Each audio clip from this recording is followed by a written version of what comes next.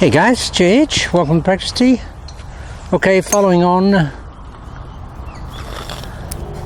with a few more bits and snippets of twirl and wind. Okay, one of the things that really is important, and I just touched on it, briefly in the other couple of videos, and that is for me and for Martinez, is the requirement of standing close to the golf ball. Now, for me, I've always been someone who's had a little bit of width. I've always had this type of effect here, and sometimes I even get the toe, somewhat a little bit inside the ball, like I do with my driver. Now, the reason, the anatomical reason, and the real reason that you should stand closer to the ball is this: that if I'm standing a long way from the ball, and I've got arms hanging out in space, and I've got upper torso leaning forward with the mass, then I'm compromising my vertical center of gravity and my horizontal center of gravity. If I wanted to be in perfect balance with mass, I'd be standing like that. Everything clearly stacked on top of each component, stacked on top of the other, in that position there, which is anatomic stabilization and optimization of mass. But of course we can't stand like that in a golf swing. We have to have some element of tilt forward, because we're swinging on an inclined plane. But what we want to do is minimize the amount of tilt that we have. Now if I'm here, look at this. If I'm here and I've got that amount of space in my golf swing, I've got this amount of lean. But if I come forward here to there, I've reduced the lean, the tilt. And with the twirl and the wind, it's much easier to twirl and wind it close to you than it is a long way away from you. I find when Marty, that was the biggest change that Marty bestowed upon me, and when he did, I felt very uncomfortable initially, because I felt like I was on top of the ball and I wouldn't be able to hit it. But remarkably, I hit it in the center of the club, and I hit it really well. So that's one of the things. Just try that, guys. Just try getting as close to the golf ball as you can.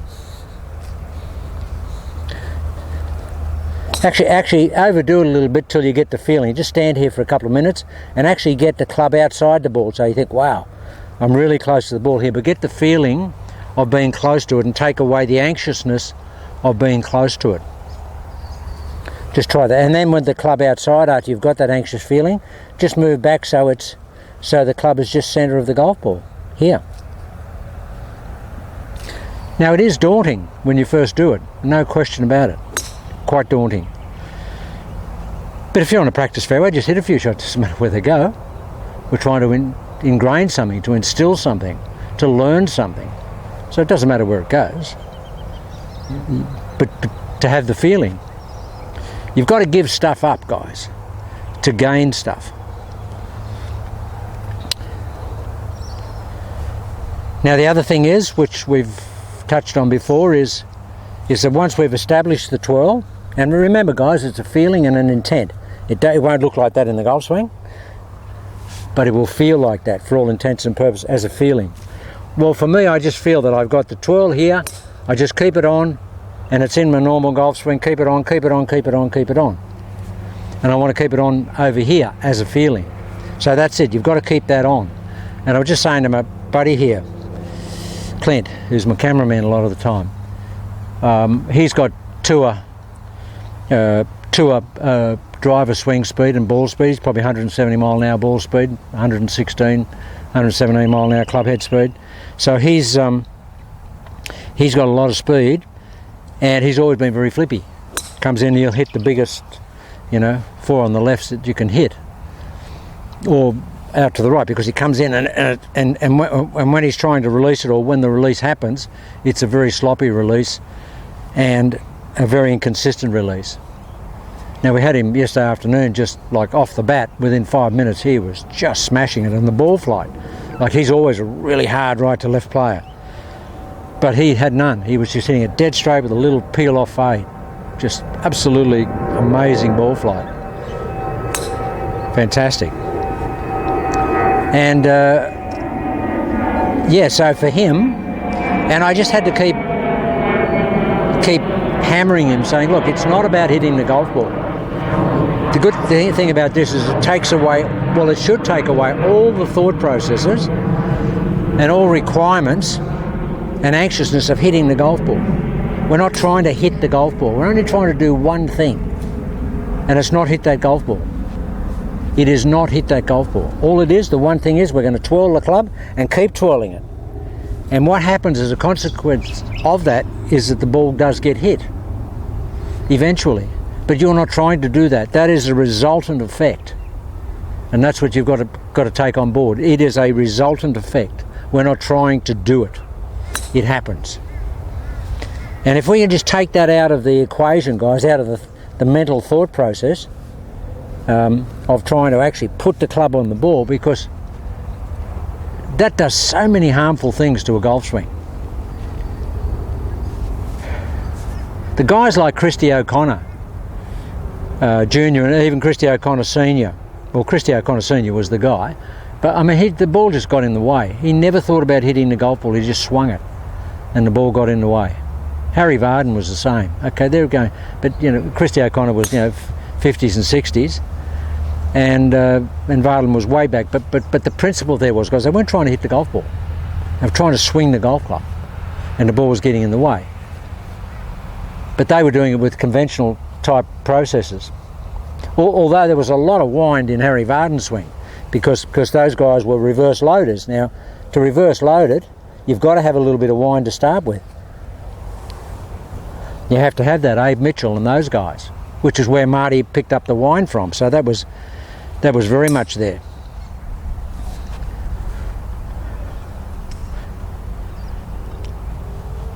So the good thing is that it takes out this impulse to have to hit the golf ball. I don't think about hitting the golf ball anymore.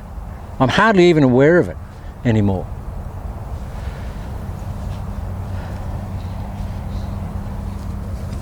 Okay, so that's a couple of things.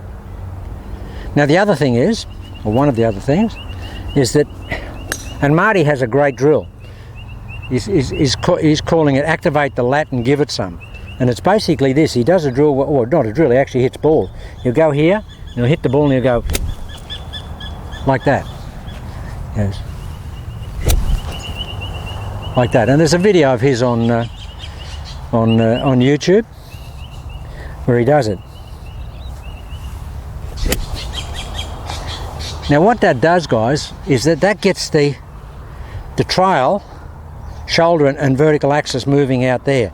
You don't want to get it under in this golf swing with the twirl, because if you get it under with the twirl, you lose a lot of the width in the downswing, but you lose a lot. It builds up too much pressure and it wants to release early. So if you can get it here, and then you can get it going out there as a feeling, it's much easier to hold that twirl there than it is when it's really steep. Yeah, so he would go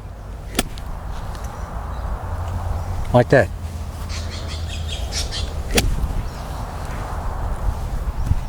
Now in order to get that finish feeling, you've got to get that type of feeling in the golf swing. So that's actually quite a good drill.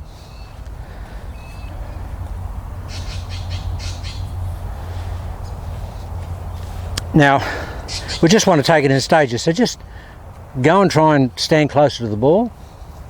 Try and take away all the thought processes of actually hitting the golf ball. We don't want to do any of that. We just want to wind. The only thought we have in our golf swing is to wind it and hold the wind. Forget everything else. Because if you do that, everything else that you need to hit that golf ball will happen automatically. That will happen.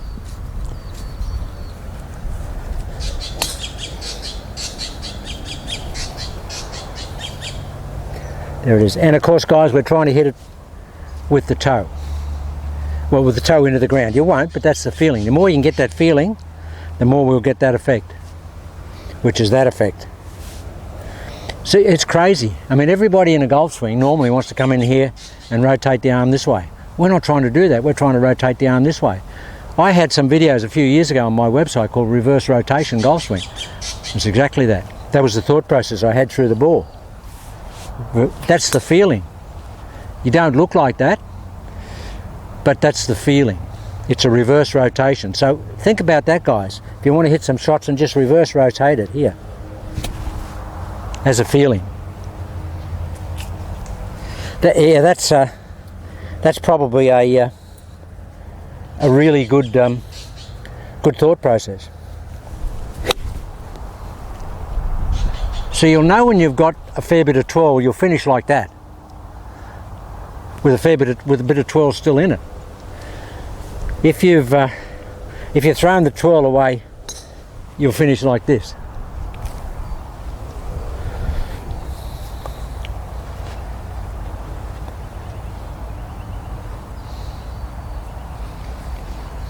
Yeah, so a little bit of, just to help guys, a little bit of reverse rotation. Feel like the arms are going this way. All we need to do is have keys to achieve the same ultimate result. For some people it could be just reverse rotation from the moment we start. Reverse rotation, which is just another way of saying wind. But if you think that our arms want to go like this through the golf ball and finish like that instead of going like that, then that's a good key. And that's really what we should be endeavouring to do. So we're just going to reverse wind it. Gee, that's a good shot. And they're dead cold, that's the second shot of the day. With very little shoulder turn. See, I've still got it here, no? Still got it right there. That's what I like about this. You can be dead cold, and you might third or fourth groove it. I didn't there, I just absolutely flashed. Well, I'm about a fourth groover anyway. I'm not a centre hitter. I don't like to hit high on the blade. I like to hit lower on the blade because it takes a fair bit of spin off the iron shots for me. But you still want spin, but I get a better flight. I get that flatter type flight. Okay, so we're going to reverse wind it. Now guys, see I'm looking like this? I'm looking like this because I'm over exaggerating everything. I'm building in the twirl to start with. I won't play like that down the track, and Marty doesn't play like that. But because I'm learning it, I want to build it in. So I've actually got it preset.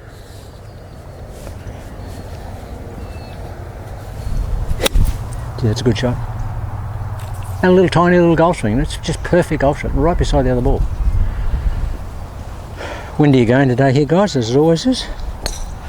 I hope that my crazy camera doesn't flip itself to left-handed like it did the other day. That was bizarre. There's no reason for that to happen. I rang the Sony guys and said, look, this is what's happened. They said, oh, we don't understand that. There must have been something to do with YouTube or your compacting program or something, because that just can't happen.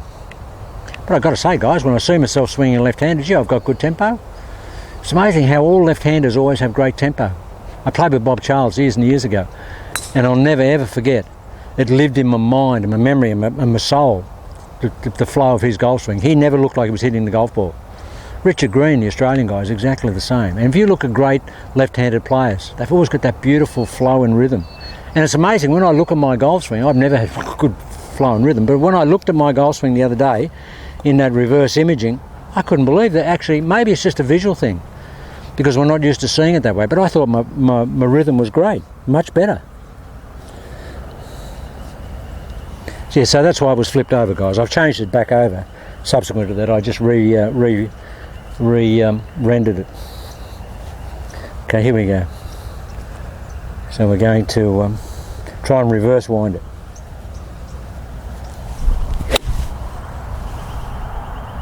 So I've got it here. All right, I'll make a nice big back one. And that was pretty okay.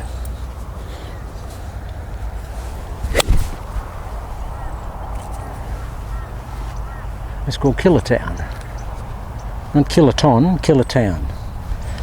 And I love it, guys, when I'm really tight and not warmed up and I just have a little half swing and just hit it perfect.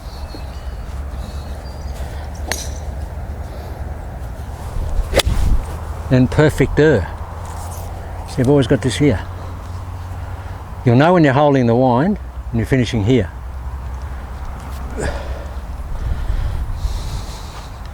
And guys, what did Hogan look like when he finished his golf swing?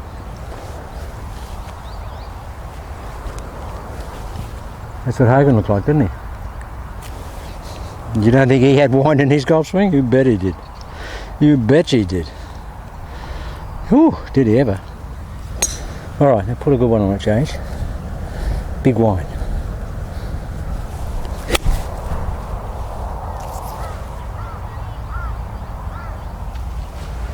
Alright, we'll just do one really smooth.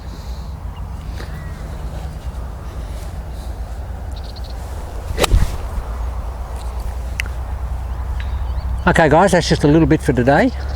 We'll just do it in increments as we go along. I'll remember things, and when I get to talk to Marty next week, he'll give me the lowdown on all the new stuff, which will be good. And we'll see him hit the ball. Okay guys, well, I'll come back in a moment. I've got my cameraman here, and he's doing it, and he's actually hitting it good, so I'll just get some feedback from him as to what he's feeling. We'll be back.